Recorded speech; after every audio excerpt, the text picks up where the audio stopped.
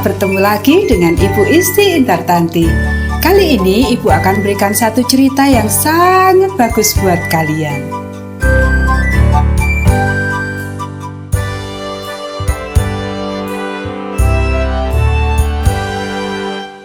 Nyanyian di tengah malam.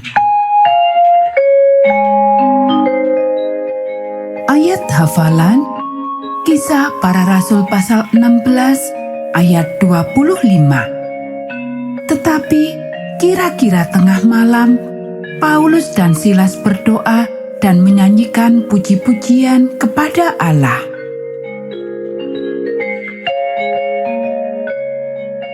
Pekabaran pelajaran ini, saya akan tetap memuji Allah apapun yang terjadi.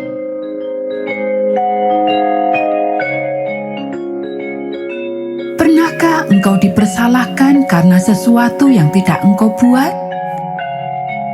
Paulus dan Silas dipukuli dan dipenjarakan karena fitnah seseorang. Tetapi mereka tetap memuji dan menyembah Tuhan. Orang ini adalah pelayan Allah yang maha tinggi. Teriak seorang hamba perempuan yang mengikuti Paulus dan Silas. Ia telah mengikuti mereka selama beberapa hari dan berteriak terus-menerus. Orang ini adalah pelayan Allah yang maha tinggi. Lalu tiba-tiba Paulus berbalik dan memerintahkan, "Dalam nama Yesus, keluarlah engkau dari perempuan ini." Lalu iblis segera keluar dari perempuan itu, dan perempuan itu menjadi tenang. Tuan dari perempuan ini keheranan, dan keheranannya berubah menjadi kemarahan saat dia menyadari apa yang diperbuat oleh Paulus. Hamba perempuan ini telah membuat dia menjadi kaya dengan cara meramal orang.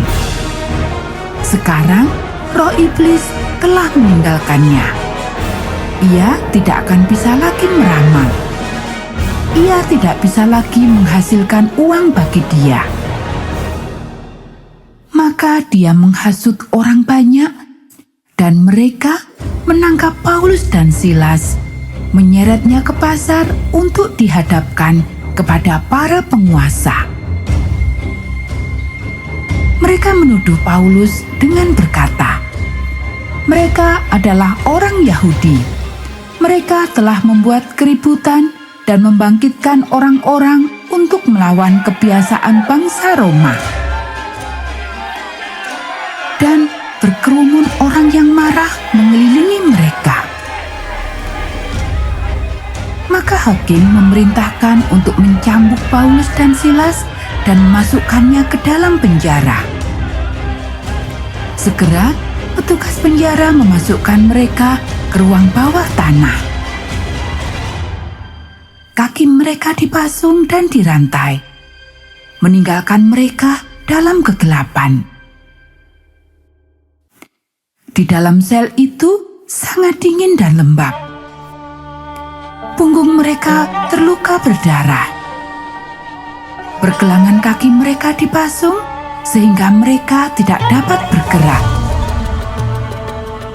Saat mereka di dalam sel yang gelap itu, Paulus mulai bernyanyi. Silas pun mengikutinya. Makin mereka bernyanyi, makin tenanglah perasaan mereka. Mereka lupa dengan punggung yang terluka dan pergelangan kaki yang dipasung. Mereka bersyukur kepada Tuhan karena tetap beserta mereka dan memperhatikan mereka walaupun mereka berada dalam penjara.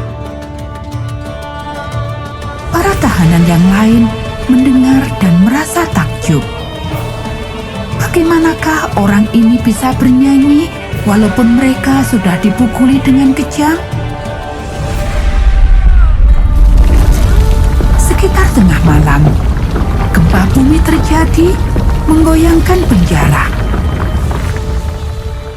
Rantai penjara terlepas.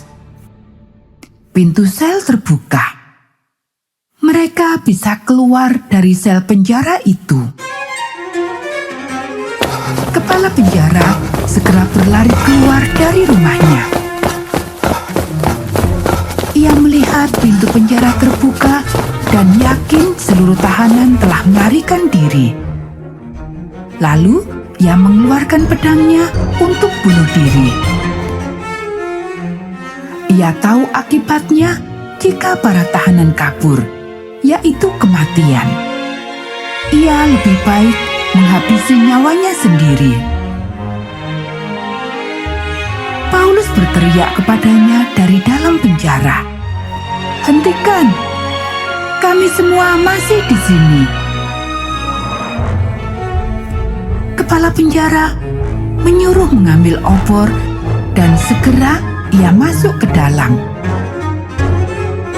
"Ya," serunya, "mereka semua ada di sini."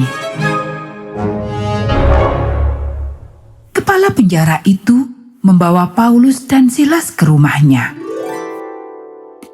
Ia mendengar cerita Paulus dan Silas yang menyanyi dan memuji Tuhan di dalam penjara. Setelah membersihkan luka dan memar mereka, ia meminta mereka menceritakan tentang Tuhan yang mereka sembah. Mereka menceritakan cerita yang indah tentang Yesus. Mereka mengatakan Tuhan telah mengirimkan anaknya untuk mati menebus mereka dari dosa. Kepala penjara dan keluarganya mendengarkan dengan saksama, dan mereka memutuskan untuk mengikut Yesus. Mereka segera bergabung dengan Paulus dan Silas, berbakti kepada Tuhan. Keesokan paginya, Paulus dan Silas dilepaskan. Hakim telah mempelajari bahwa mereka adalah warga Roma. Sebab ia tahu, hukum mengatakan bahwa warga Roma tidak dapat dipenjarakan tanpa diadili terlebih dahulu. Jadi, ia meminta maaf kepada mereka. Setelah Paulus dan Silas meninggalkan kota itu, mereka memuji Tuhan karena telah diberikan kesempatan menjadi saksi bagi kepala penjara dan keluarganya. Mereka tetap memuji Tuhan dalam perjalanan mereka memberitakan tentang Yesus. Apapun yang terjadi pada mereka, mereka akan selalu memuji Tuhan.